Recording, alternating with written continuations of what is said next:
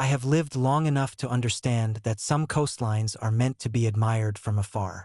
They look beautiful from a distance the way a venomous serpent may look beautiful coiled beneath the sun, iridescent, shining, perfect in its fatal stillness. But you take one step too close and the illusion shatters. The shattered coast was always like that. Locals named it. Travelers feared it. The sea worshipped nothing but its destruction. And for reasons I still struggle to explain, I came to call it home. My name is Riven. If you are reading this, then I'm either dead or missing, perhaps both, depending on how you measure such things in this place. I do not write this for sympathy. I write so that someone, somewhere, might understand what's happening along those cliffs before the sea grows hungry enough to devour the entire shore. I arrived in late autumn, when the sky rots early and the winds carry the sour scent of storms even on clear days. I rented a room at the abandoned lighthouse, more a broken spine of rusted stairwells and salt-rotted beams than a living structure. Its lantern glass had shattered years ago, leaving only the hollow metal crown atop the tower, like a skull without eyes. That's where everything began. The locals warned me about the tides before I even saw them. "Here, the sea has a mind," said Maeve, the old woman who ran the only supply shop within 7 miles. She spoke while tying bundles of dried kelp and driftwood like talismans. "Think of it as breathing wrong. Sometimes it inhales when it should exhale." I had laughed then, a short, foolish sound. "You mean rogue tides?" Her gaze sharpened. "No. I mean the sea does not follow the moon here. It follows whatever hunts beneath it." Those words stuck with me, the way cold leaves a mark even after you've warmed up. When I first walked the cliffs, I noticed something wrong. Tides rose in sudden, violent jerks rather than a smooth swell. One moment the ocean exposed jagged black rocks slick with rot. The next, icy fingers of water clawed at the base of the cliffs. Sometimes they reached far enough to spray the path where I stood, high above what any sane tide should reach. And always, deep beneath that restless surface, there were lights. Not reflections, not boats, not anything natural. They glowed in spiraling patterns under the waves, shifting blues and greens, occasionally streaked with an eerie violet. They moved with intelligence, not currents. The first night I stayed at the lighthouse, I watched them for hours. The water below churned with them like a colony of glowing serpents. My mind filled with ugly, impossible theories, none of which I could prove or disprove. But one thought hovered above all others. Something down there is watching the shore. Watching me. The first scream came on my second night. It was sharp, high, and abruptly cut short, like someone had clapped a hand over the victim's mouth mid-cry. I nearly tripped down the entire lighthouse staircase trying to reach the door. A storm wind knifed across the cliffs as I stepped outside, but the scream had already echoed itself to silence. Then I saw them, those lights. They erupted in a wild, spiraling frenzy beneath the waves, pulsing brighter, faster, as if excited.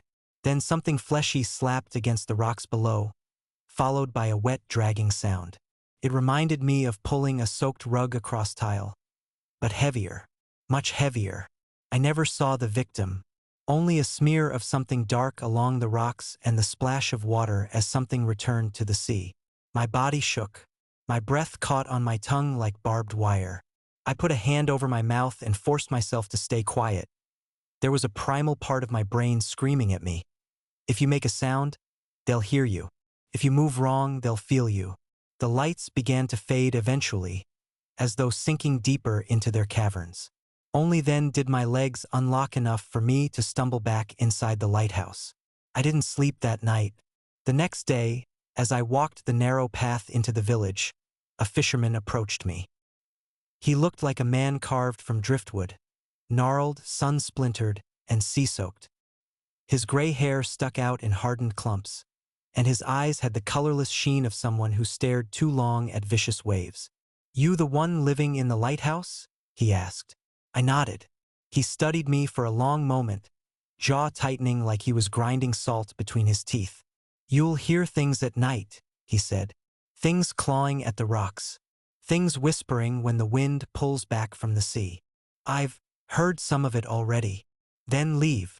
It wasn't spoken with threat. It was spoken with raw human fear, the kind that doesn't bother hiding itself. What's in the water? I asked. His gaze shifted to the sea, where the waves lapped too eagerly against the breakwater. Something like sadness touched his features. There are caverns under the coast, he said. Goes deeper than any sonar can map. People fall in. Sometimes boats vanish above them. Sometimes the ocean gives something back, but it's never what went down. I felt my stomach twist. And the lights? I asked. He flinched, actually flinched, like I'd stabbed him. Not lights, he whispered.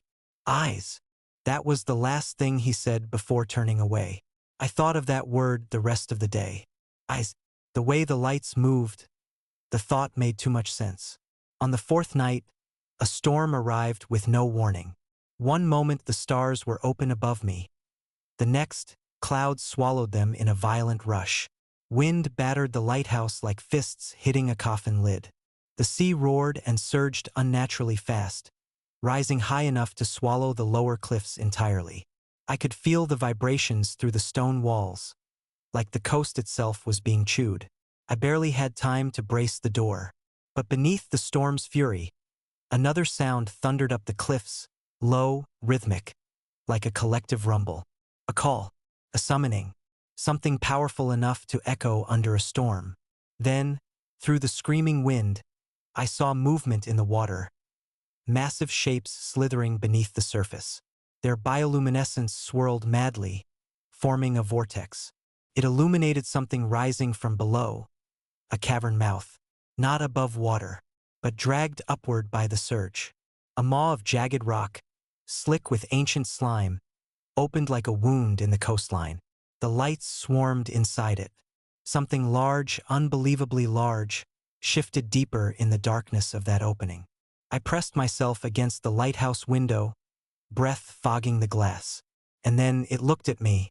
A single violet-green orb the size of a lantern flickered deep in the rising cavern. Not a glow, not a reflection. And I, focused, conscious, hungry. I stumbled back so violently I hit the floor. When I looked again, the tide was already retreating, the cavern mouth sliding beneath the rising waters like it had never existed. But it had. I had seen the eye, and it had seen me. The next morning, I found claw marks on the cliff path. Not animal, not human. The grooves dug so deep into the stone I could press my entire hand inside them. I ran my fingers along the ridges. They were warm, as if something had clung there only hours before. Suddenly a voice rasped behind me. Don't touch the marks. I spun around. Maeve stood there, robes of weather-beaten cloth snapping in the wind. Her hair whipped across her lined face. You shouldn't be this close to the edge, she warned. What made these? I asked.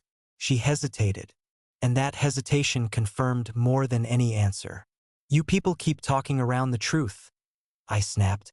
If I'm in danger, then someone needs to tell me what's happening. What lives in the sea? What dragged that person under? What looked at me last night? Her expression lost all color. You saw one. One what? But she only shook her head. You need to leave before it marks you. Marks me? I almost laughed. Then she pressed something small and metallic into my palm. A talisman shaped like a hooked spiral. It won't save you, she said quietly. But it might delay what's coming. What is coming? Her eyes drifted toward the sea. The tide had begun to shift. Another surge out of rhythm, climbing higher than it should at this hour. The hunt, she whispered. And you're already too close. That night in the lighthouse, I tore up half the floor out of anxiety, restlessness, fear. I'm still not sure. Something about the cracked timber floorboards felt wrong, as if there was a hollow beneath them. Finally, after snapping away the rotten planks, I found a small metal box buried in the foundation. Inside was a diary. The leather had gone soft from moisture but was still readable. The entries dated back almost 40 years. Written by a lighthouse keeper, Thomas Rourke. The first entries were mundane. Weather notes, fishing patterns, repairs needed. But after a few months, the tone shifted. The lights have returned. They gather beneath the cliffs at night. The villagers pretend not to see. Another page. Heard screams from the North Cove. Something dragged a stag into the surf. Not a wave. Something with intent. Then, Maeve told me not to answer the knocking last night. She says once they learn your name, the sea remembers your voice. The final entry was short. Terrifyingly so. It climbed the rocks. I heard it. The eyes were at my window. I think it wants me. Dear God. It knows I'm alone up here. That was the last page. The rest of the diary was blank. I closed the book with trembling hands. The lighthouse creaked around me. Outside, the tide began to rise again. Sharp, fast, impatient, just like Thomas Rourke had written. I woke that night to the unmistakable sound of nails scraping glass. Slow, rhythmic, testing. My breath hitched. The window of the lighthouse wasn't far from my bed. I turned my head, slowly, painfully slowly, and saw the outline of something pressed against the glass. A silhouette slick, with seawater, long fingers splayed, each tipped with a curved, gleaming hook. The lights beneath the waves glimmered behind it, illuminating its grotesque shape. A body too thin, limbs too long, skin stretched like wet parchment. His head tilted, an eye opened, violet and green. First, knowing, it didn't blink. It watched me the way a predator watches prey that has nowhere left to run. The scraping grew louder, hungrier. I didn't breathe. I didn't dare move. Then the tide receded. Just like that, the creature's body jerked as if pulled by invisible ropes. The hands slid away from the glass. The eye's glow faded, dragged backward into the night. The scraping stopped. But the message was clear.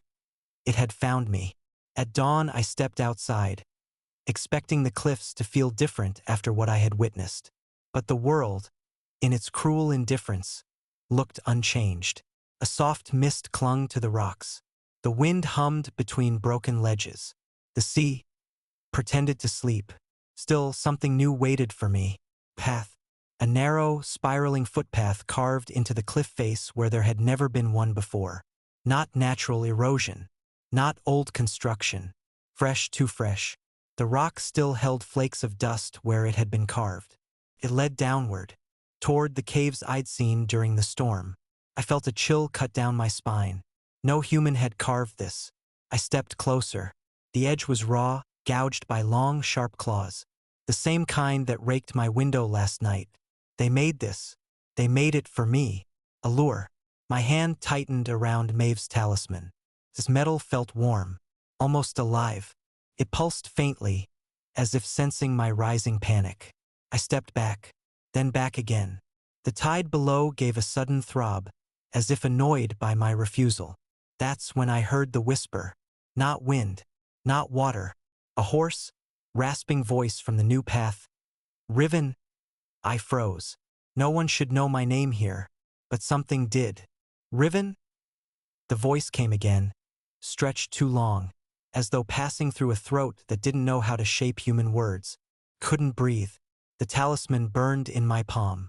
I ran. When I reached the village, breathless and wild-eyed, Maeve had already barred her door as if she knew I was coming. She opened it only a crack when I knocked. They called your name, didn't they? My throat tightened. How did you? Once they know your name, she said, the sea begins to claim you. I didn't tell anyone my name except you and that fisherman. She stared at me for a long moment. Some names don't need to be told, she whispered. Not when the hunt has begun. I shoved the door open the rest of the way. You're going to explain this, I said. All of it. Now. Her expression flickered. Fear, guilt, resignation. Fine, she said. Then you need to come downstairs. Downstairs? I didn't know Maeve had a downstairs. Her home looked small from the outside.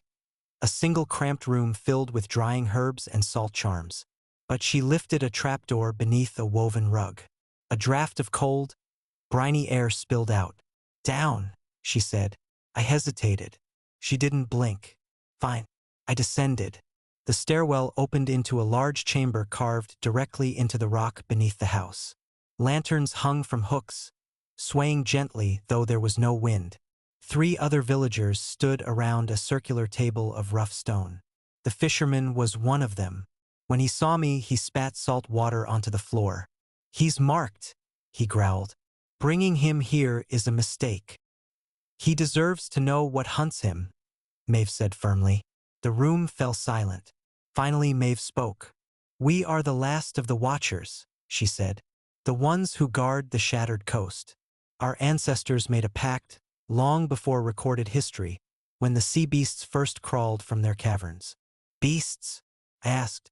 The fisherman stepped forward, eyes grave. "Not beasts. Not anymore. They learn. They remember. They choose." Maeve nodded. "We call them the drowned. For though they live beneath the waves, they were not born of water. They were made there." "Made by what?" That question was a mistake. Every face tightened. The fisherman looked away. Maeve spoke softly. "We don't know. We only know they have always been here, and that the tides are no longer enough to hold them." My hands trembled. "What do they want with me?" Maeve's gaze lowered. "They want what they always want," she whispered. I swallowed. "And what is that?" The fisherman answered. "Companions." A cold, horrifying understanding seeped into me. "You mean they drag people down there to keep them?" Maeve's jaw clenched. "Yes. And the ones they drag down, they don't die?" "Some do," she said softly. "Most don't. Not completely." Something twisted in my stomach. I imagined the glowing lights beneath the water. Not eyes. Not entirely. People. Changed. Drowned yet still alive. Still aware. I felt myself sway. Maeve grabbed my shoulder. "You will not go near the sea alone again," she said. "Do you understand?" I nodded numbly, but deep in my chest, dread coiled like a living rope, because something told me the sea didn't need me to go to it anymore. That night I did not return to the lighthouse. Maeve insisted I stay in the village. She gave me a spare cot in the room above her shop. "You'll be safe here," she said, "but safety is a relative thing, especially when the walls themselves begin whispering." I tried to sleep. I truly did. But sometime past midnight, a grotesque wet sound echoed through the room, like seaweed dragging across stone. I bolted upright. Then a voice seeped through the floorboards. "Riven." No, no, this wasn't possible. I scrambled back from the sound. Something scraped below the floor, beneath the house. But Maeve's home stood on solid rock. No crawl space. No cellar beyond the one we'd visited. Yet the dragging continued. Slow. Purposeful. Searching. My heart thrashed against my ribs. "Maeve!" I hissed. "Maeve!" She burst into the room moments later, hair wild, a metal staff in her hand. She heard it too, her face drained of blood. "How did it follow you here?" she whispered.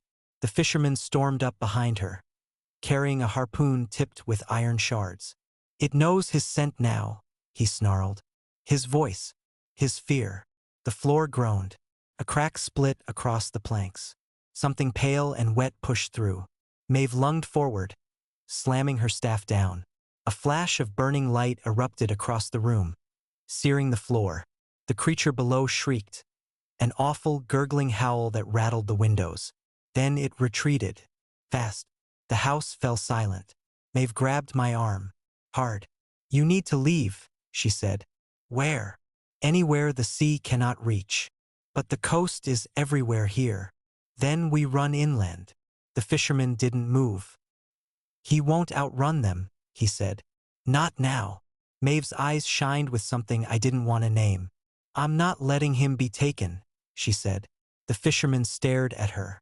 "You can't fight the hunt," he warned. "Not forever." Maeve tightened her grip on me. "We fight as long as we must." And for the first time since arriving, I felt the weight of something unspoken between them. Fear, history, and a promise they once failed to keep for someone else. Someone like me. We left before dawn. The fisherman led us along a path that wound through jagged outcroppings. Maeve moved with surprising speed for her age. I followed, breath pluming in the cold air. Every few minutes, the wind carried a low moan from the sea behind us. Not the sound of waves, the sound of calling. They're tracking us, Maeve murmured. How? I whispered. They hear what water has touched, the fisherman said. And the sea has touched you. My stomach clenched. We pushed deeper into a thicket of gnarled pines, their branches twisted by years of sea wind. Fog thickened between the trunks until the forest became a maze. Finally, after an hour of climbing, we reached a ruined watchtower on a crumbling hill. Its stones were older than the village, older than any maps. This place is iron-built, Maeve said. The drowned can't pass through iron. I stepped inside. The air felt different here, dry, heavy, intact, safe. For the first time since the lighthouse, I breathed without shaking. That's when the fisherman slammed the door behind us and barred it. Rest while you can, he said grimly. Tonight will be worse. Maeve shot him a glare. Don't frighten him, he scoffed. Better he be frightened than dead. But I already knew fear. Knew it intimately. It crawled along my skin, nested in my bones, whispered in my dreams. I sat on the cold stone floor and closed my eyes. For a moment, silence. Then something tapped on the outside of the tower. Once, twice, 3 times. My breath stopped. Maeve's face went white. That's not possible, she whispered. We're too far inland. A 4th tap. Louder. Closer. The fisherman lifted his harpoon. Something scraped against the outside stones, wet, dragging, determined. Then a voice, slick with seawater and hunger, rasped through the cracks. Riven? Found you. The tapping grew louder. Not frantic. Not urgent. Patient. The way a predator taps on the glass of an aquarium just to watch the fish recoil. Maeve's grip on her staff tightened. The fisherman braced the harpoon against his shoulder. Jaw clenched. I pressed myself deeper into the wall, wishing the stone could swallow me whole. The creature outside dragged its claws slowly down the side of the tower. The sound was obscene, wet metal screeching across bone. Pebbles broke loose and skittered across the floor. It shouldn't be able to walk this far from the sea, Maeve whispered. The fisherman didn't look away from the door. They've learned new ways. The tapping stopped. Silence. Then, a voice seeped through the cracks of the door, liquid and echoing, as if spoken through a drowning throat. Riven, open. My chest tightened until breathing felt impossible. Maeve whispered, Don't respond. The fisherman snarled. He won't. He's not a fool. But fear does strange things. And the creature outside must have sensed mine. Because the next sound it made wasn't tapping, or dragging, or calling. It laughed. A low, burbling laugh that coughed up seawater between its notes. Maeve sucked in a trembling breath. Back, she hissed. Both of you. I didn't have time to ask why. Because a shadow passed under the door, the unmistakable outline of something crawling, slender and elongated, slipping through cracks no body should fit through. But iron lined the threshold, and when the shadow touched it, the creature shrieked. The sound blasted through the tower like a windstorm made of knives. It rattled my skull. Maeve dropped to her knees, clutching her ears. The fisherman staggered, face twisted in pain. Then the shadow retreated. Fast. A quiet thud followed. Then the sound of something enormous slithering back into the forest. We waited in the trembling silence that followed. 5 minutes. 10. 20. Finally, Maeve whispered, It's gone. But the fisherman shook his head. No, he growled. It's watching. I stared at the iron-lined doorway, at the claw marks now etched into it. And for the first time since arriving at the shattered coast, I wondered if anywhere inland was truly safe. That night we didn't sleep. The tower had no windows, only a single entrance, heavily reinforced with iron bands. Every few minutes, distant sounds echoed through the forest. Water sloshing, branches cracking, low hums like the murmurs of things speaking underwater. Maeve worked at something in the corner by lantern light, tying herbs, charcoal shards, and pieces of iron into small charms. You'll wear one, she said without looking up. At all times. What does it do? I asked. The fisherman answered instead. Keeps you human. I stared at him. What does that mean? He didn't elaborate, and the silence that followed told me I didn't want to know yet. Maeve handed me a charm, cold and heavy. The iron piece at its core seemed ancient, etched with spirals like the talisman she'd given me earlier. I slipped it over my head. The moment the iron touched my chest, a deep thrumming surged through my bones, like something inside me responding to it. I shivered. Maeve met my eyes. You feel it, don't you? Feel what? The pull. I didn't answer, because I did. A strange ache under my ribs. A whisper tugging at the edges of my thoughts. Not a voice but an urge. A direction. Toward the sea. Toward them. I pressed my palm to the charm, forcing the sensation down. Maeve nodded grimly. Good, she said. Fight it. The fisherman scoffed. For now. He stared at me with something between pity and resignation. They always fight at first. Sometime near midnight, the forest went quiet. Too quiet. The fisherman stiffened. Maeve's hands froze mid-knot. What is it? I whispered. Maeve looked toward the ceiling as if listening for something beyond our hearing. The tide has shifted, but we're far from the coast. No, she said. The hunt shifts with it. She set her charms aside and sat heavily against the stone wall. Riven, she said softly. You must understand. You are not the first marked by the drowned.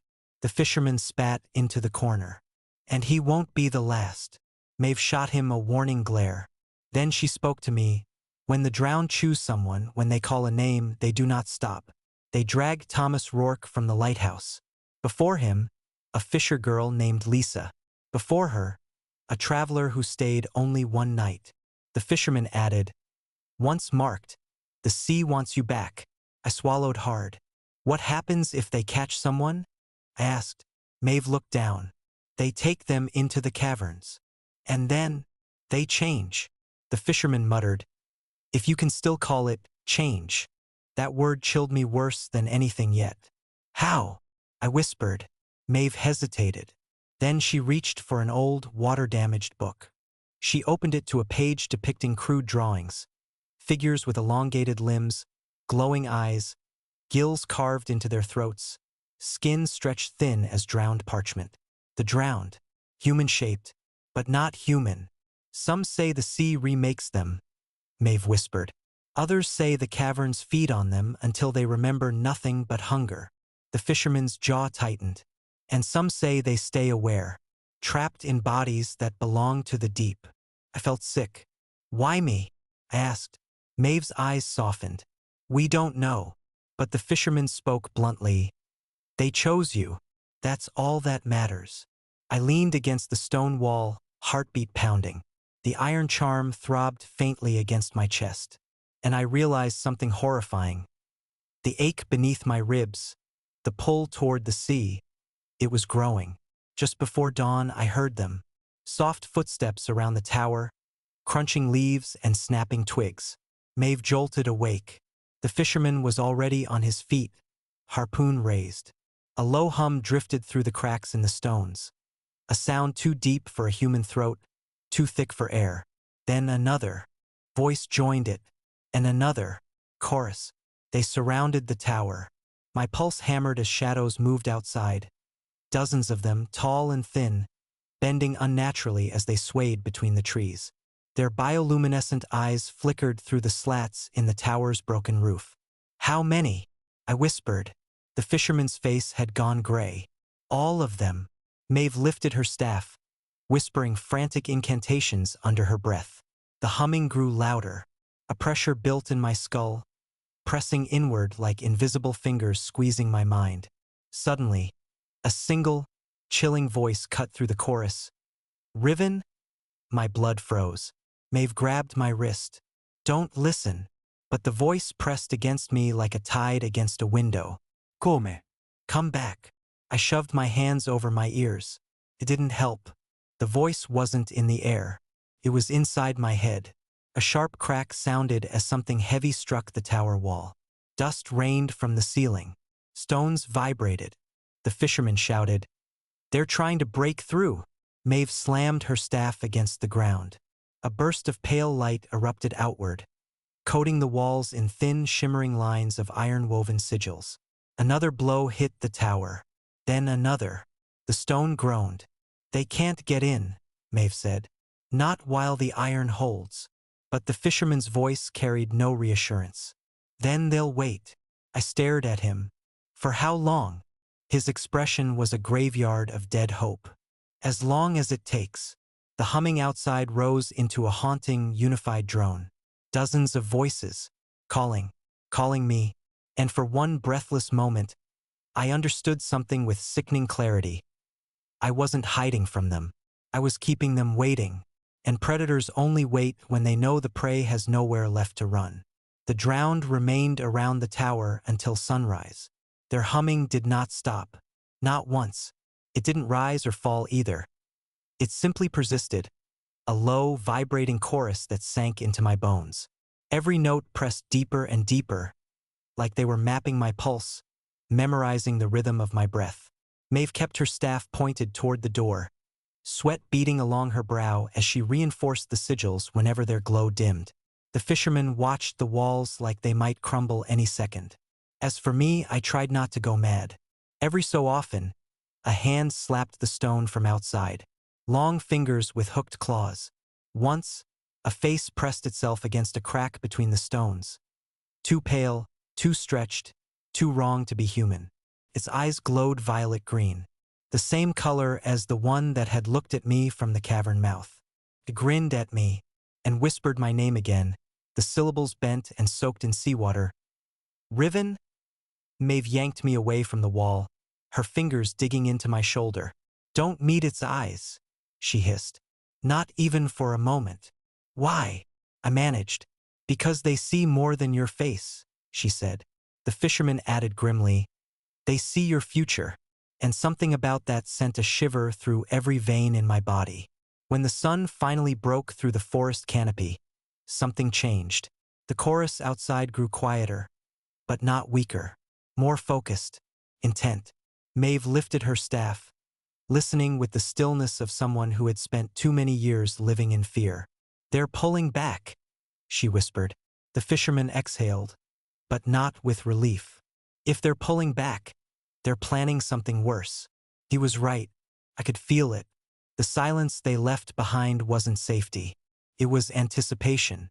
Predators withdrawing because the moment wasn't perfect. Yet, Maeve sank to the floor, exhausted. "You should sleep," she told me. "I can't. You must. The hunt doesn't stop, and you'll need your mind intact." I wanted to laugh. My mind was already fraying like a net dragged across broken rocks. Still, I lay down, and the moment my eyes closed, I dreamed. I stood on a shoreline made of broken black glass. The water was still, unnaturally still, like it was holding its breath. A figure rose from the sea. Not one of the thin, warped creatures I'd seen before. This one was massive, ancient. Its head nearly reached the clouds. Its body glowed with shifting tides of bioluminescent light. Its chest split open like a blooming wound, revealing a cavern inside lined with pulsating tendrils. And deep in that glowing chest cavern, something moved. Someone, a human shape, eyes glowing with the same violet-green light as the drowned. The figure reached toward me with a long, skeletal hand. "You were born for us," it whispered. "Come home." I stumbled backward. The shoreline cracked beneath my feet. And then, a hand grabbed my wrist. Human. Warm. I turned. Maeve stood beside me in the dream, her face more worn than I had ever seen it, her eyes bright with terror. "Wake up," she whispered. "Riven, wake up now." The sea creature lunged, and I jolted awake. Maeve stood over me, shaking my shoulder. The lantern beside her sputtered with dying flame. "You were whispering back," she said, voice trembling. "Answering them." I felt my stomach twist. What was I saying? She swallowed hard. "You said, 'I'm coming.'" The fisherman cursed from across the room. "I told you," he growled. "He's slipping." "I'm not," I started, but I didn't finish, because part of me was slipping. I could still feel the dream's pull, like unseen fingers curling through my mind, trying to guide me back to the water. Maeve sat down beside me. "There's something you need to know," she said softly. "Something I should have told you the night you arrived." The fisherman stiffened. "Maeve, no," she snapped. "It's gone too far. He deserves the truth." She turned back to me. "The drowned don't choose their prey at random," she said. "They target those who carry the bloodline." "What bloodline?" I whispered. "Hale," Maeve said. "Your name. Your family." My heart stopped. "You knew my last name," I said, "before I ever told you." She nodded. "Your father came here once, long before you were born. He stayed one night in this village." I felt faint. "He never told me." "He wouldn't," Maeve whispered. "Not after what happened." The fisherman stepped forward, voice hard. "The drowned marked him too." I stared at them. "No," I said. "He's alive. He's never even been near the sea since I was a kid." Maeve shook her head sadly. "Your father escaped the hunt. But the mark passes to blood. It always does." My chest tightened. "So, I was doomed the moment I came here." "Not doomed," Maeve said, "but called." The fisherman added, "And now that you've heard the call, it will never stop." Something inside me cracked. The dream, the whispers, the pull in my chest. They hadn't chosen me randomly. They had been waiting for me. Something burned beneath my ribs. A slow, deep, hot pressure that spread outward like fire under the skin. I lifted my shirt. Maeve gasped. The fisherman swore. A symbol was forming over my ribs. An intricate spiral, the same shape as the talisman Maeve had given me, but inverted, like a mirrored curse. Faint bioluminescent light pulsed beneath it. My voice shook. "What is this?" Maeve raised trembling fingers toward the mark. "Their claim," she whispered. "It's already begun." I stared at the glowing pattern, feeling its pulse sync with my heartbeat. I could feel the sea inside that mark, calling me, pulling me, claiming me. No, iwisparat. "No, I won't let them." But Maeve's face crumpled. "Riven," she said softly. "You can't fight the sea." The fisherman lifted his harpoon. "But maybe," he muttered, "we can fight them." A distant sound rose through the forest. Waves crashing, unnaturally close. Too close. Maeve's face drained of all color. "They're coming inland," she whispered. The fisherman grabbed his harpoon. "Then we run." "No," Maeve said. "We can't run anymore." She looked at me. "You need to see the caverns." The fisherman froze. "No," he rasped. "Maeve, that is forbidden." "It's the only way to break the mark," she said quietly. A beat of silence. Then the fisherman exhaled, defeated. "Fine," he muttered. "But once we go there, there's no turning back." Maeve nodded. She turned to me. "Riven," she said. "We're taking you to where the sea was born." The forest gave way to jagged cliffs, and beyond them, the sea boiled and frothed as though angry. The wind carried the smell of salt and decay, a mix of brine, seaweed, and the faint iron tang of blood. Maeve led the way, her staff tapping against rocks slick with foam. The fisherman stayed close, harpoon ready. I trailed behind, my chest burning where the mark throbbed beneath my skin. It pulled me forward, unrelenting, like a lodestone tethered to the ocean. "The caverns are alive," Maeve warned. "They shift, they close, they open. You won't see the path until it wants you to." I swallowed hard, stepping over jagged stones. Every footfall felt like crossing a threshold into something forbidden. Every crashing wave against the cliffs made me jump. Then I saw it, the mouth of the caverns. A gaping maw carved into the rock, just above the tide line. Water rushed in and out with the tide, glowing faintly with bioluminescent light. Figures moved beneath the surface, long, pale shapes twisting in the dark currents. The fisherman muttered, "Every person who enters that mouth never comes back the same, or at all." I didn't answer, couldn't. The pull in my chest hummed louder. My feet moved almost of their own accord toward the water. Maeve touched my shoulder. "You feel it, don't you? The pull." Yes, I whispered. It's unbearable. She nodded grimly. Then you're ready. I waded into the water. It was icy, shockingly cold, but not enough to make me stop. The more I sank, the more the mark beneath my ribs pulsed in rhythm with the tide. The water lapped against me, insistent, teasing, whispering promises I didn't want to hear but couldn't resist. Maeve followed, chanting softly under her breath. The water around her shimmered, faint sigils floating, like sparks in the darkness. The fisherman's boots slipped on the rocks. Stay close, don't stop, and for the love of, don't look down. I didn't dare. The water rose to my chest. The walls of the cavern loomed ahead like jagged teeth. The entrance narrowed, forcing us to move single file. Something brushed against my leg. I froze. Maeve hissed, "Keep moving." I kicked. My foot connected with a soft, slippery form. Something screamed, a wet, gurgling cry that reverberated through the cavern walls. The pull from the mark surged. My legs almost moved on their own toward the darkness.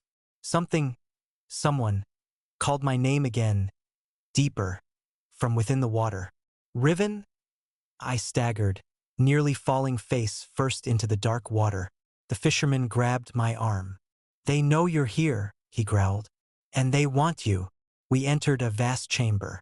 It was enormous, larger than any natural cavern I'd seen. The walls glimmered with the pale light of glowing coral and the twitching forms of the drowned. They moved beneath the water like shadowed dancers, thin bodies twisting and curling in impossible ways, eyes all glowing violet green. I could hear them humming now, clearer than ever. A chorus that burrowed into my skull, each note like icy water sliding down my spine. Maeve gestured. "Stay behind me. Do not let them touch you." I wanted to run, but the mark pulsed violently, urging me forward. A figure broke the water in front of me. A drowned so large its head brushed the cavern ceiling. Its skin was iridescent, almost transparent, and through it, I could see veins pulsing like tiny rivers of liquid light. It spoke in my mind, "Come, the sea remembers you." I shook my head, but the pull was stronger. The cavern itself seemed to lean toward me, water swirling around my feet like a living creature. Maeve grabbed my hand. "You must fight it. Focus." The fisherman raised his harpoon. "We fight, or you're lost." I forced my gaze on Maeve, on the faint light of her sigils. The mark throbbed faster, hotter, until it felt like fire beneath my skin. The drowned figure lunged. I screamed, and the cavern erupted. I woke in shallow water, gasping. Maeve and the fisherman were beside me, but something was wrong. The water around me glowed. Not just pale light, colors pulsed like veins of fire beneath the surface. I looked down at my chest. The mark had expanded, spreading across my torso. It wasn't just a mark anymore. It was alive, moving, changing. I could feel the water entering me. Not physically, but in my mind, in my bones. Something inside me stirred, ancient and hungry. "Riven," Maeve whispered. Her face was pale, almost terrified. "The drowned. They've begun to rewrite you." The fisherman swore. "I told you. Once the mark spreads, it's no longer just a call. It's a claim." Panic surged. I wanted to fight it, to tear it from my chest. But the water hummed inside me. A voice, soft but clear, spoke in my mind. "You belong to the sea. You cannot deny it." I fell to my knees. Then I understood. Fighting was no longer about leaving the caverns. Fighting was about holding on to myself. Before there was nothing left. I could feel it, the hunger. Not mine, not fully. Something older, something deeper, roared inside me. The mark pulsed violently, sending waves of agony and ecstasy in alternating bursts through my chest. My vision blurred as the bioluminescent water swirled faster, around me, in me, as though the cavern itself had come alive. Maeve crouched beside me, chanting words I didn't understand. Her hands glowed faintly, but each pulse of the mark inside me fought her magic like tidal waves crashing against cliffs. The fisherman knelt on the opposite side, harpoon ready. He muttered, "Focus, Riven. You can control it, at least a little. I clenched my fists, tried to anchor myself to my own skin, but every pulse of the mark sent memories not my own, visions of drowning, suffocating in dark water, lungs burning for air I would never breathe, flowing into me. And then I heard it, a whisper behind the chorus. Riven, join us, swim deeper. I turned. The largest drowned had approached. Its massive form moved through the water with terrifying grace. Its eyes glowed violet green, and I felt them. Not seeing me, but inside me. Maeve grabbed my shoulders. Do not listen, she shouted. I tried. I really did. But the hunger, the pull was louder than her voice, louder than the crashing water, louder than my own screams. I don't know how long I sank beneath the waves. Somewhere in the depths of the cavern, the water became weightless, and the air above felt unreal. My body was still human, but my mind felt stretched thin, elongated, merging with the pulse of the sea. I saw the others, shapes writhing in the dark, half human, half sea. Their eyes glowing with the same unnatural light as the drowned outside. They moved with a fluid grace that made my bones ache with longing. A hand, wet and translucent, brushed mine. Not threatening, not violent, just waiting. You were always ours, the voice said. We remember your father, his defiance, his escape. Now it is your turn. Something inside me recoiled. Fear clawed through my chest, but alongside it, curiosity. Could I resist them? Could I even survive their claim without being remade? Then I felt her. Maeve. She was everywhere, or maybe nowhere. Her magic lanced through the water in sharp, white-hot bursts. The drowned recoiled from her light. Riven, fight it, she cried. Her voice was a lifeline. It will rewrite you if you let it. I grasped her hand, and suddenly, I could feel my own pulse against hers. A strange rhythm, human and magical, flesh and will clashing against the hunger of the sea. The largest drowned screamed, a sound that ripped through the cavern like a hurricane. It lunged at Maeve. No! I shouted. She turned to me, eyes blazing. Go! Finish what I started. Survive! And then she thrust her staff forward. A blinding light erupted. The drowned twisted, shrieking, dissolving into 1,000 ribbons of glowing water. The shockwave knocked me back, slammed me against the jagged cavern wall. Maeve sank beneath the waves, disappearing into the abyss. Her voice echoed faintly. Do not forget. The shore, your heart, Riven. I screamed, but it was swallowed by the water. I floated, alone. The cavern was quiet now, almost peaceful. Too peaceful. The hunger still throbbed beneath my ribs, but Maeve's magic, her sacrifice, had stalled it, weakened it. Yet I knew it wouldn't last. The mark glowed faintly, pulsing in the rhythm of the tide. I understood the truth. The sea had not failed. It had only paused. It would remember me, track me, wait for me, and I had to learn to survive not just in body, but in mind. I pressed my hands to the mark, feeling it respond to my own heartbeat. Could take me, consume me, make me like the others. Or I could fight and maybe one day reclaim my own life. I didn't know which would come first, the sea reclaiming me, or me reclaiming myself. All I knew was that the shattered coast was only beginning, and the drowned were patient. Patient predators always are. Days, no, weeks passed. I had lost all sense of time. The caverns weren't static. They shifted constantly, opening passages one moment, closing them the next. Water pooled in impossible angles, and the glowing coral seemed to pulse with a life of its own. I had learned to move silently, following currents that whispered like wine through reeds. The mark throbbed with every step I took, reminding me that the sea had not forgotten. And then I found it. A room carved of black stone, circular, with water deeper than the tallest cliffs outside. At its center, an altar, ancient, encrusted with barnacles, veins of glowing coral running through its cracks. Something rested on the altar, a chest, small, impossibly ornate, made of shell, coral, and bone. It pulsed faintly with the same violet-green glow as the drowned. I hesitated. My fingers hovered above it. My instinct screamed danger. My curiosity screamed louder. Inside the chest I found a mirror.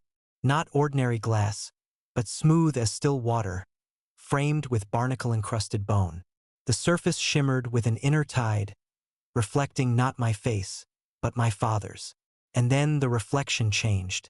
It became me, but wrong. My eyes glowed violet green. My skin shimmered like the water, and fins sprouted along my forearms. I recoiled. The mark beneath my ribs pulsed, as though excited. The chest hummed softly, like a lullaby meant to drown me in desire. I realized this mirror was a warning and a promise. The drowned had planned this for generations. I spent what felt like hours, maybe days, staring into that mirror, fighting the pull, feeling the hunger. And then I heard it, the whisper, faint at first, like a tide creeping over sand. You could be more. You could be eternal. Join us. I could almost feel myself stretching into that image in the mirror, my mind spreading into the ocean, becoming the thing that had called me for so long. I shook my head violently. No, iwisparat. I am not yours. The mark flared violently.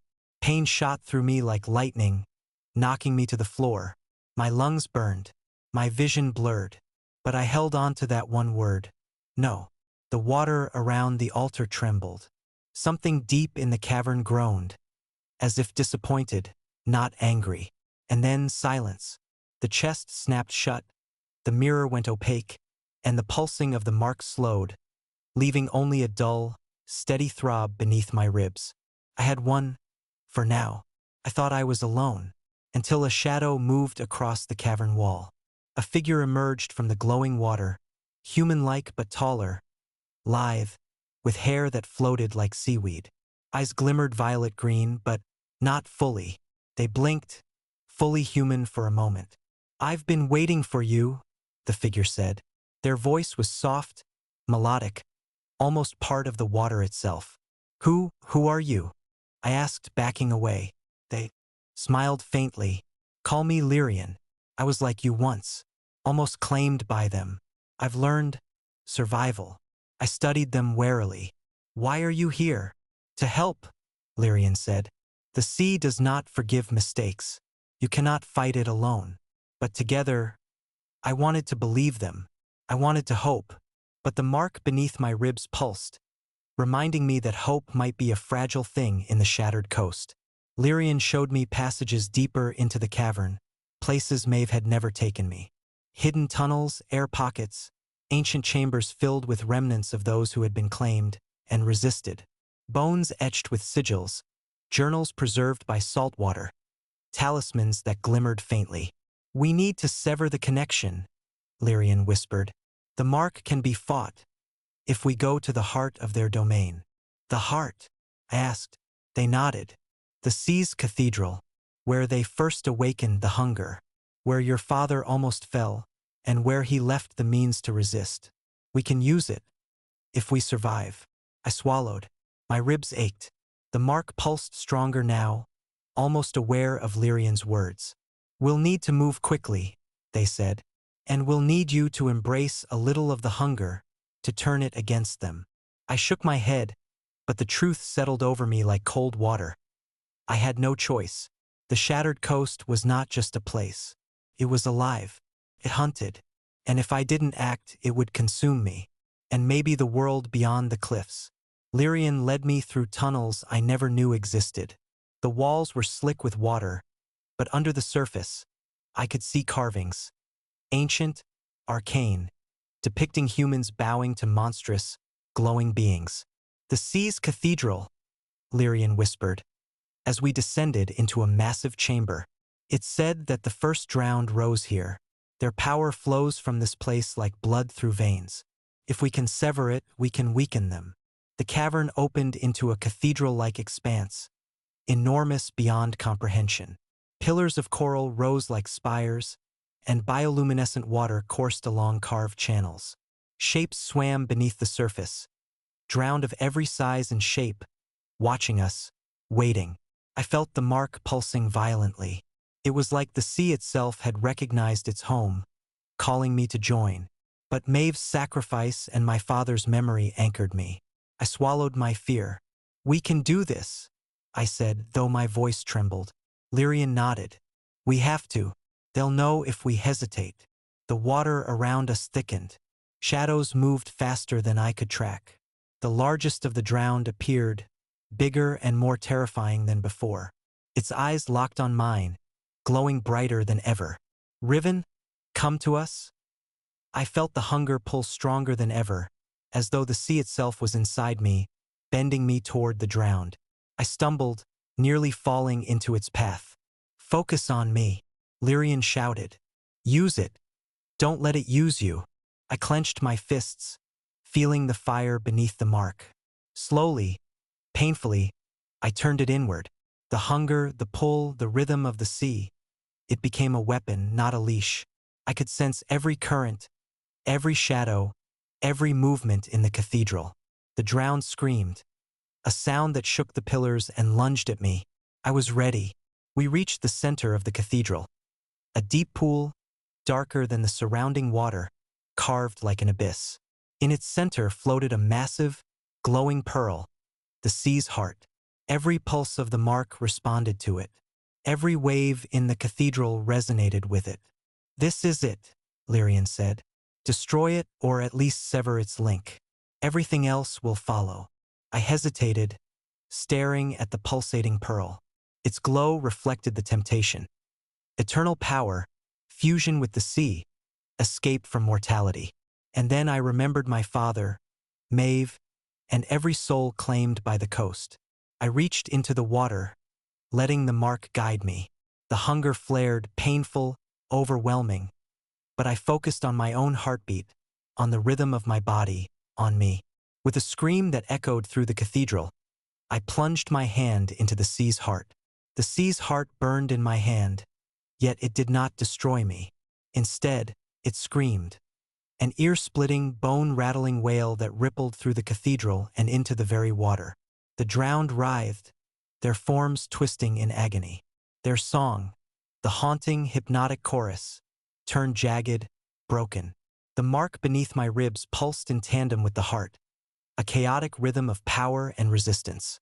I could feel the cathedral's energy trying to claim me, but now I held the reins. Lyrian hovered beside me, chanting, guiding the surge of power. "Use it, Riven. You can fight them." I gritted my teeth, focused, not as a human fighting the sea, but as something in between, something that could bend its hunger rather than succumb. The heart exploded in a flash of violet-green light. The shockwave ripped through the water, knocking me to my knees. The drowned shrieked, their forms scattering like mist. I could hear whispers, confused, frightened, diminished. The cathedral trembled as its pulse weakened. I gasped, choking on brine-filled water. The mark beneath my ribs throbbed violently, and then slowed, a steady, human rhythm returning. For the first time, I felt relief. The cathedral was quiet now. The glowing coral dimmed. Shadows flickered, then disappeared. The drowned had retreated, or perhaps they were broken, scattered by the destruction of the sea's heart. I sank to my knees in the shallow pool, exhausted, trembling. Lyrian knelt beside me.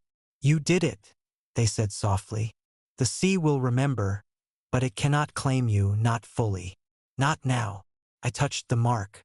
It was still there, faint, a reminder of what I had survived, what I had fought against. "What about the others?" I asked. "The people who've been taken, the ones still in the caverns?" "They will be freed eventually," Lyrian said. "Some will never return fully human, but the hold is broken. The shattered coast will no longer hunt like it once did." I nodded, though my body ached with exhaustion. Maeve's sacrifice, my father's legacy, every horror and whisper of the drowned. They had all led to this. We emerged from the caverns as the first light of dawn touched the cliffs. The sea was calm, almost serene. Waves lapped gently at the shore. Bioluminescent glow lingered faintly in the water, a reminder of what had been there, what had nearly consumed me. I breathed deeply, tasting the salt and freedom. I had survived the shattered coast. I had survived the drowned. And somehow, I was still me. Lyrian and I stood silently, watching the horizon. I will stay, they said, to help if the sea ever stirs again, and to teach others who might face what you did. I nodded. Then we rebuild. And we remember. I touched my chest where the mark throbbed faintly. Not gone, but mine. A reminder, yes, but also a shield.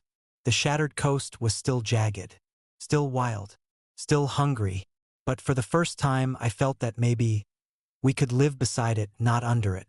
And maybe, just maybe, the sea wouldn't hunt the shore forever.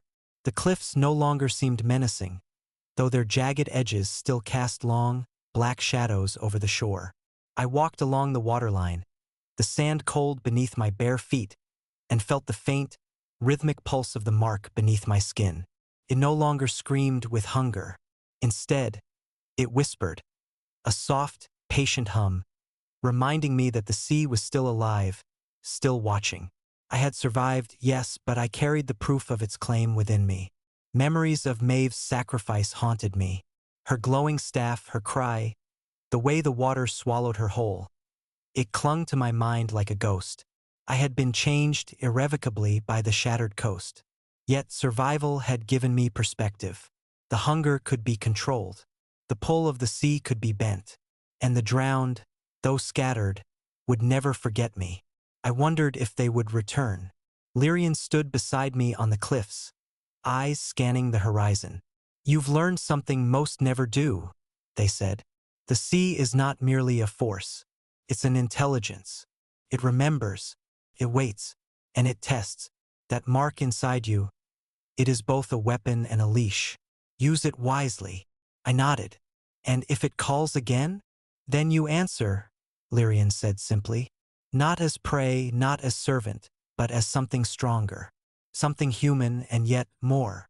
I felt the truth in that. I could never unsee what I had witnessed. I could never truly step away from the shattered coast. But I had learned to navigate it, to survive its whims, to bend the hunger rather than be consumed. For the first time, I didn't fear the sea. I respected it. That night, the cliffs were alive with the faint glow of the remaining bioluminescent creatures, eerily beautiful.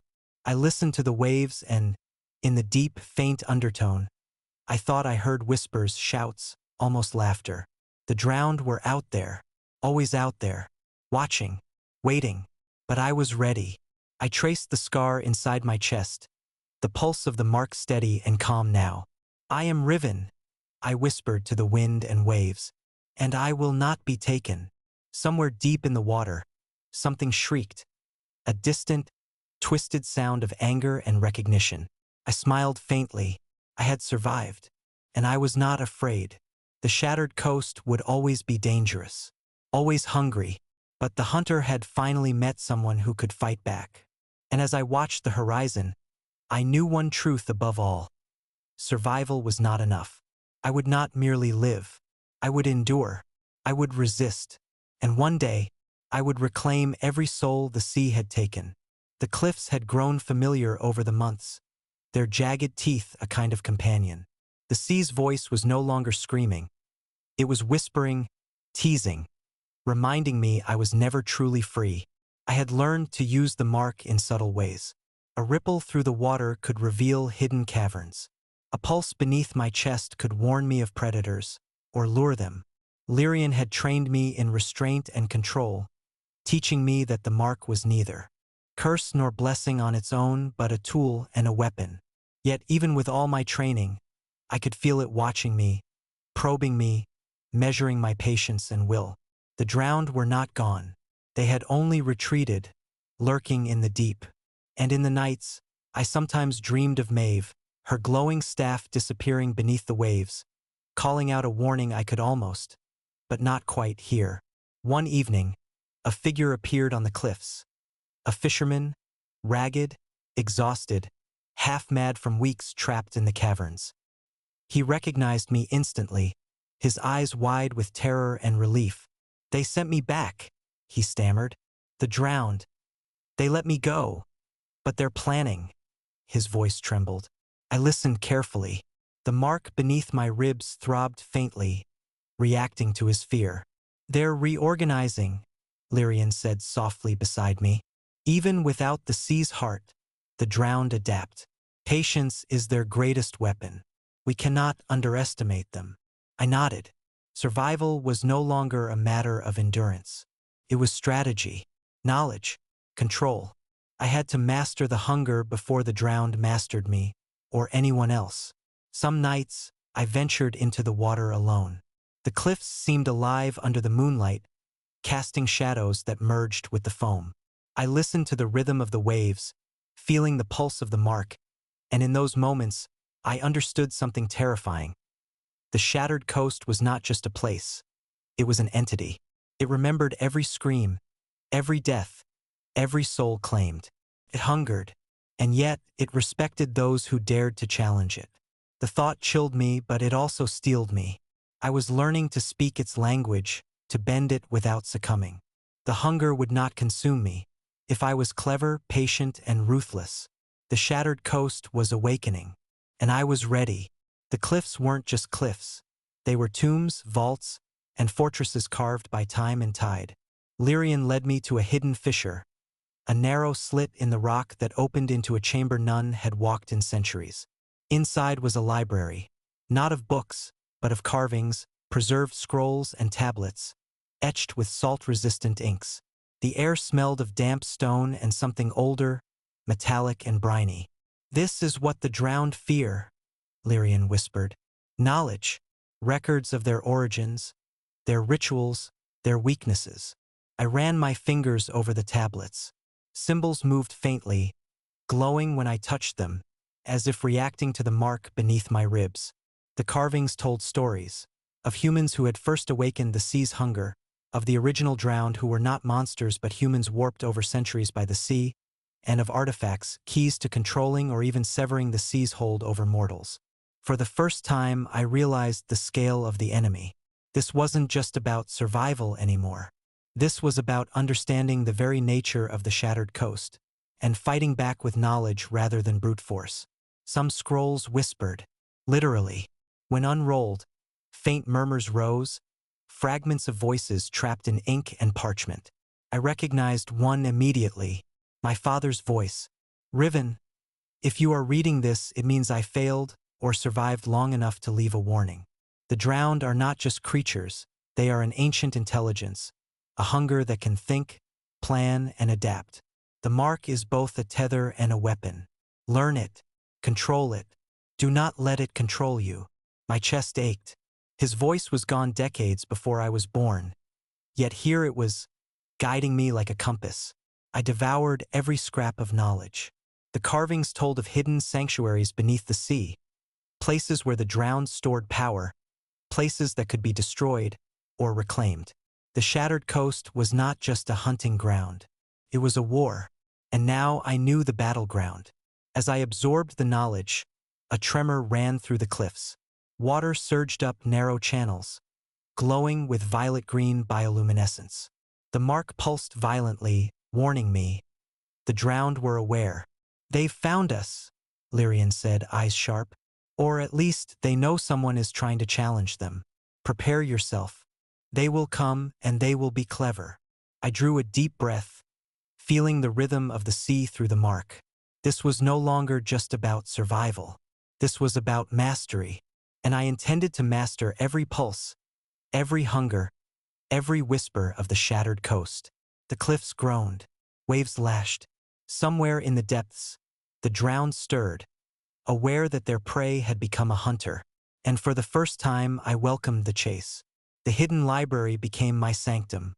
Days blurred into nights as I studied, experimented, and trained with the mark beneath my ribs. At first, it was like trying to hold a storm in my hands. I could sense every current, every ripple, but bending it to my will was another matter. I nearly drowned 3 times when I misjudged a wave or let my hunger surge uncontrolled. But slowly, painfully, I began to understand. A flick of my hand could manipulate small pools, divert water to conceal entrances or trap unwary creatures. A pulse from my chest could lure the faintest of bioluminescent predators toward a specific path, or send them fleeing. The sea responded to me, and I responded to it. I felt the drowned watching, testing my limits through the pulse of the mark, and I began to treat them like a game, a hunt in reverse. One night, I felt something different: intelligence. Not the mindless hunger of the usual drowned, but cunning. It moved in the currents like a shadow, circling, testing, studying. I lured it with a small pulse, a bait in the shallow surf. It responded not blindly but carefully calculating. It evaded my trap and circled again, eyes glowing violet green in recognition. This one, it's thinking, I whispered to Lyrian. It knows I am trying to manipulate it. Yes, Lyrian said grimly. Some drowned retain fragments of their humanity, or what humanity was before the sea claimed them. That makes them deadly. You must be smarter than it. Faster, subtler, relentless. I felt a thrill of fear and excitement. The game had changed. I was no longer just surviving. I was hunting, and being hunted. The cliffs and tide pools became our battlefield. I would set illusions in the water, pulses that mimicked prey, currents that seemed like open paths, but the strategist always found a way around them, forcing me to adapt, to learn, to anticipate. Sometimes it would leave me a gift or a warning. A shell carved with a symbol from the library, glowing faintly, reminding me that it could learn as I did. Each encounter honed my control, sharpened my instincts, and reminded me of a terrifying truth. The shattered coast did not just consume. It taught, shaped, and shaped again those who challenged it. And I was learning to survive, to fight, to master its hunger, before it mastered me. Weeks passed, and the cat and mouse game intensified. I had learned to sense currents and shadows like extensions of my own body, to anticipate movements before they happened. The strategist drowned became bolder, more cunning, sometimes manipulating smaller drowned to flank me, testing my limits. I realized the shattered coast was not just a place, it was a living battlefield. Every wave, every tide, every surge carried the potential for danger, and I was now part of its rhythm, an unpredictable pulse among countless others. Lyrian watched my progress silently, their eyes often distant, as though they too could sense the rising intelligence of the sea. "You are ready for the next stage," they finally said. "The shattered coast will not relent, and neither can you. You must strike before it strikes fully." I began setting traps, using the mark to manipulate tides and pulses of energy. Rocks shifted beneath the water, currents formed labyrinthine paths, and faint bioluminescent pulses lured or misled the drowned. But the strategist adapted faster than I expected. One night, a coordinated strike by multiple drowned nearly drowned me in a surge I had not anticipated. I fought with the mark, controlling currents with every ounce of energy, barely escaping a deadly whirlpool. Breathless, I realized the truth. The shattered coast was evolving. So was I, but the sea was patient, relentless, and intelligent. After narrowly escaping the ambush, I retreated to a hidden chamber Lyrian had discovered months before. Ancient carvings covered the walls, depicting massive drowned, pillars of coral, and strange, glowing crystals embedded deep in the cliffs. One carving stood out, a spiral-shaped cavern beneath the deepest cliff, surrounded by jagged coral and glowing violet-green currents. At its center, a crystal pulsed, a relic of immense power. "This," Lyrian said, voice low, "may be the key. Destroy it, and the drowned's hold may weaken. Claim it, and you may control them, if you survive the attempt." I traced the carving with my fingers. The pulse of the mark beneath my ribs responded violently, resonating with a familiar rhythm. The shattered coast was calling me to it, testing me, and I knew, with a shiver that ran from my chest to my fingertips, that the next confrontation would determine everything. The spiral cavern yawned before me, a tunnel of jagged rock and pulsating violet-green light. Water lapped at the edges of the opening, swirling unnaturally, as if sensing my approach. Lyrian remained at the cliff above, watching silently.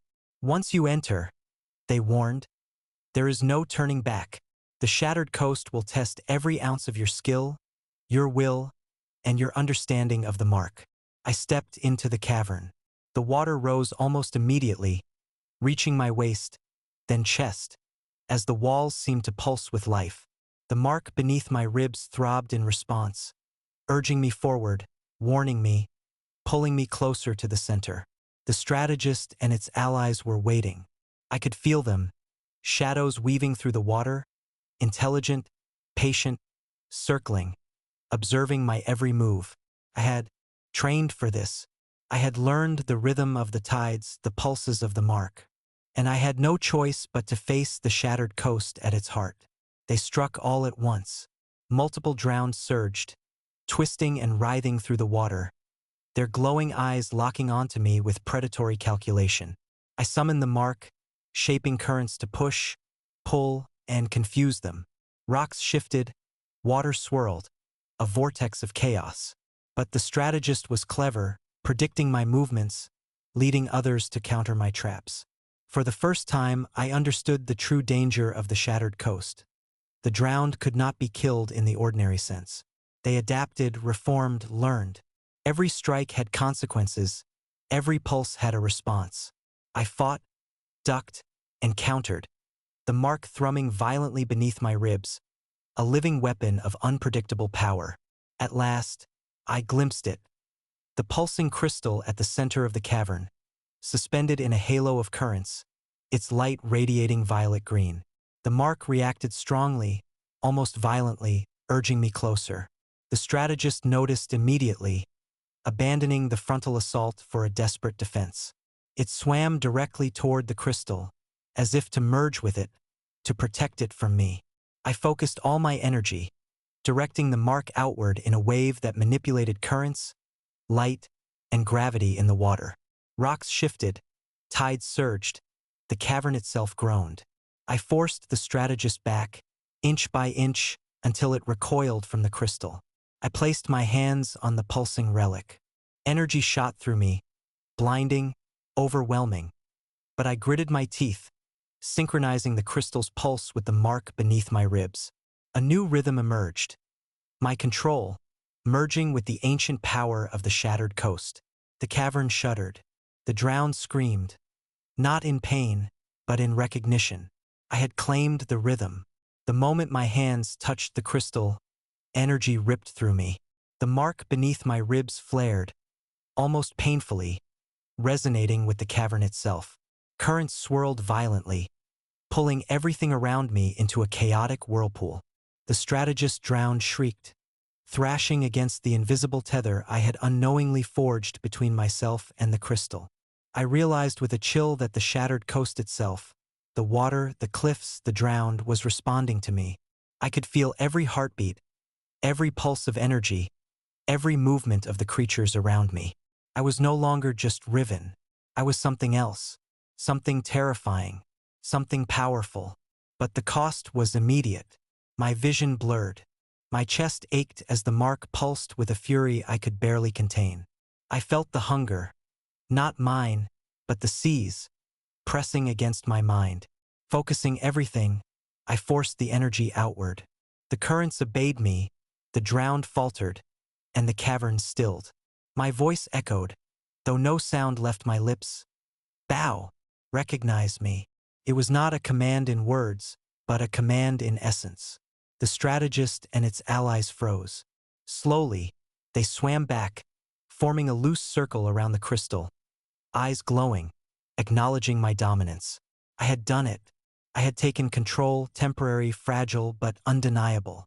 I breathed hard, feeling the weight of the shattered coast settle on my shoulders. Every pulse, every wave, every scream of the drowned now responded to me. I was the hunter and the master, not merely the hunted. But power always demanded a price. The mark burned beneath my ribs. I could feel a part of myself slipping into the crystal's rhythm, merging with the very pulse of the sea. Memories flickered. Others' deaths, drowned voices, tides of anguish I had never lived through. I staggered, almost collapsing into the water. Lyrian's voice, distant but sharp, cut through the chaos. Control it, Riven. or it will control you. I clenched my fists, grounding myself in who I was. My father's voice, Maeve's sacrifice, my own blood and fear. Slowly, painfully, I established a balance. The crystal's power and the mark merged without consuming me completely. I had become something new, something dangerous. The cavern stilled, waves lapping gently as if the sea itself had exhaled. The drowned hovered, obedient yet wary, their glowing eyes tracking me constantly.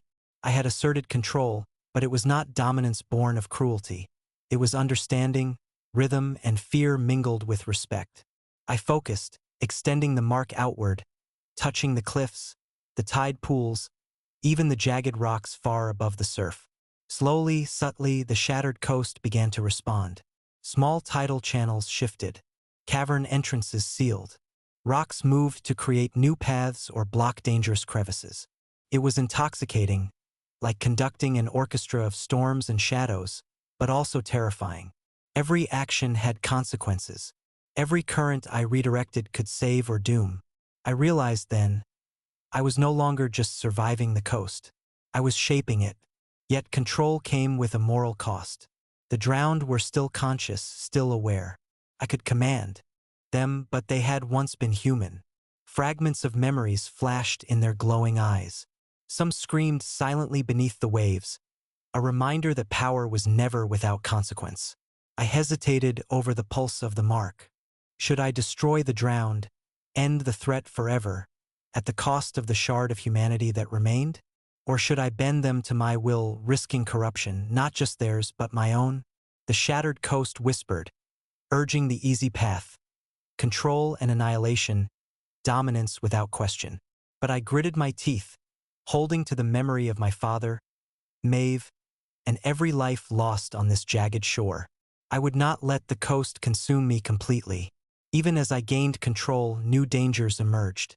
Currents carried unfamiliar shapes, massive shadows beneath the water that pulsed with intelligence rivaling my own. The drowned strategist that I had first battled now seemed only a harbinger. The sea itself had allies, something older, deeper, more cunning. I realized the shattered coast was more than cliffs and tides. It was a network of consciousness, an ecosystem of hunger and strategy. To truly survive, I would need more than power.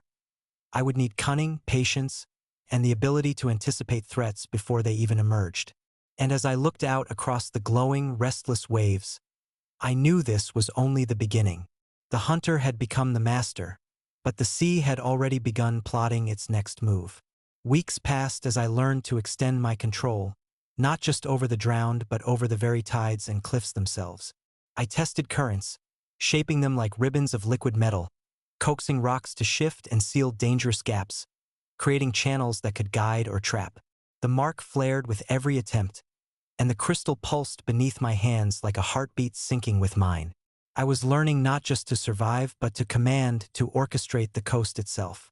And yet, every experiment left a mark on me. Fragments of drowned memories flickered in my mind. Fear, despair, rage. Their anguish became a chorus I could not silence entirely. I was walking a razor's edge between control and corruption. The shattered coast began testing me in unexpected ways. Shadows on the cliffs seemed alive, whispering threats or memories that weren't mine. Currents warped into impossible patterns, forcing me to think in 3 dimensions simultaneously.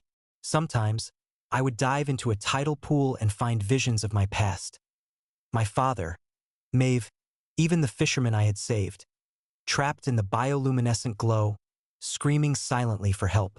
I realized the coast was probing my mind as much as my body. It wanted to know if I could handle absolute control, or if I would break under the weight of it. I began cautiously reshaping sections of the shattered coast.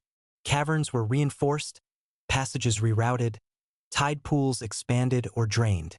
I created safe havens, but also traps for the drowned that resisted me. The strategist appeared, testing me constantly, circling like a predator evaluating a rival. I let it come close, manipulating the currents to mislead, then retreating, learning its patterns, its intelligence. Every encounter honed my skills and deepened my understanding of the sea's mind. The coast responded to me, but I knew the balance was fragile.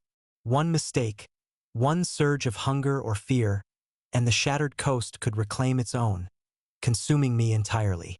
And yet, I felt exhilaration. For the first time, I was not merely a survivor. I was a force shaping the very nature of the coast, bending predator and prey alike to my will. The shattered coast had tested me, and now I was ready for the next challenge, confronting the heart of its intelligence, the origin of the drowned, and the secret buried beneath the deepest tides. The spiral cavern had been only the beginning. Beyond it lay the true heart of the shattered coast, a submerged trench so deep that sunlight never touched its floor. The water was black, thick with a pulse of energy I could feel through the mark beneath my ribs. I prepared carefully, guiding currents to form a path through treacherous reefs and jagged coral spires. The drowned followed at a distance, obedient but curious, their eyes glowing faintly in the dark. I sensed their intelligence sharpening with each passing moment. They knew we were approaching something older, something dangerous. As I descended, the pressure increased, not just physically but mentally. Shadows moved in the depths, more substantial than any current, coalescing into forms that were almost human but warped by centuries beneath the waves.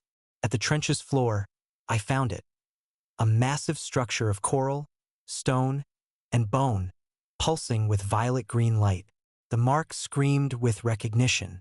This was the source, the heart of the drowned, the consciousness that had animated them for centuries. I swam closer, feeling the weight of countless lives, human and drowned, bound into this central intelligence. It was aware of me studying, me as I had studied it, and I realized something chilling.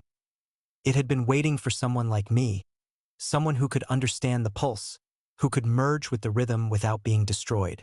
The strategist appeared beside me, glowing brighter than ever, bowing in acknowledgement of my arrival.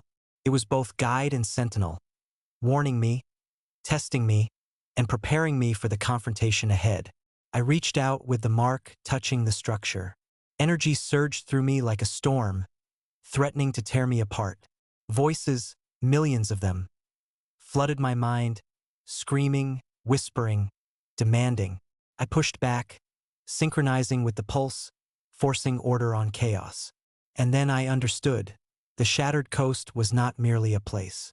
It was a sentient ecosystem, a mind of water, stone, and hunger, shaped over centuries by the violence and survival of all who had touched it. It recognized me, and I recognized it.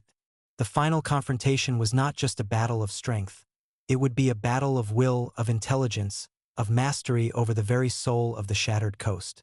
I drew a deep breath, feeling the mark flare beneath my ribs. The water pulsed, waiting, watching, alive. And I smiled because I was ready. I hovered above the heart of the trench, currents thrumming violently around me. The pulse of the crystal, the mark, and the shattered coast itself merged into a single, blinding rhythm. I was no longer just Riven. I was part of the coast, and the coast was part of me. The strategist circled, glowing with intensity, and then vanished into the shadows, leaving me alone with the sentient abyss. Energy surged from the trench's core, forming shapes that resembled waves, cliffs, and creatures, but all moving with intent, as though the sea itself were alive and aware. I focused, sending my consciousness through the mark. "I will not be consumed," I whispered, though the words were carried more through intent than sound. The pulse responded, testing me, resisting, pushing me to the brink. I extended the mark fully, merging it with the crystal and the trench. Pain shot through my chest, as if my body were being reshaped from the inside. Memories and screams of the drowned, the lives claimed by the coast, flowed into me. I felt anger, fear, and hunger, but I did not allow them to take control. Instead, I directed them. Every pulse, every wave, every shadow became a part of a single purpose: balance. I would be the master of the shattered coast, but not its destroyer. Not yet. The water twisted and surged around me, forming walls, tunnels, and currents as if the coast itself were testing my will. I pushed back, bending it to my command, shaping it carefully, guiding it. The drowned, including the strategist, fell in line. They recognized my control, but it was tempered with understanding. Hours, or perhaps days, passed in that rhythm of pulse and counterpulse. Finally, the abyss stilled. The currents flowed calmly. The drowned gathered around me, their eyes no longer frantic or aggressive, but wary and obedient. I rose to the surface of the trench, exhausted but triumphant. The shattered coast had been tamed, not destroyed, but reshaped. Jagged cliffs still loomed, tides still surged unpredictably, but now there was order within chaos. I had become the pulse of the shattered coast, the hunter and the master, and as the bioluminescent waves glowed softly beneath the moonlight, I realized something profound. Survival was no longer enough. To truly live here, one had to understand, adapt, and command, not merely fight. The sea had hunted the shore for centuries. Now I was the one guiding it. The shattered coast had become mine. This was a truth I could not deny, no matter how it twisted my insides. The cliffs, the tides, the water itself.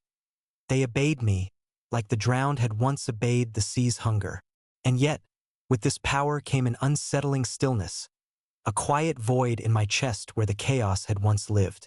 The drowned who had been beneath my control still lingered in the shadows, bound to me by the same pulse that had once threatened to consume them.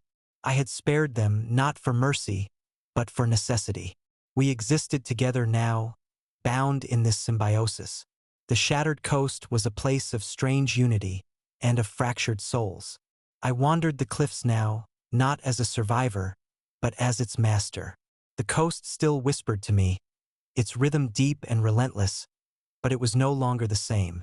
The violence had faded, the hunger tempered by the balance I had imposed. The creatures of the deep still circled the shore, but they did so with respect. Lyrians still visited occasionally, though their visits had grown less frequent. I suspected they were observing from afar, watching for signs of corruption in my heart. They had warned me that the shattered coast was not something one could control forever without paying the price.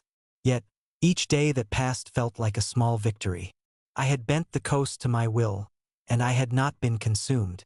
Still, there were moments when the mark flared unexpectedly, when the hunger within me threatened to rise again. I had not forgotten the gnawing fear that accompanied the power I wielded.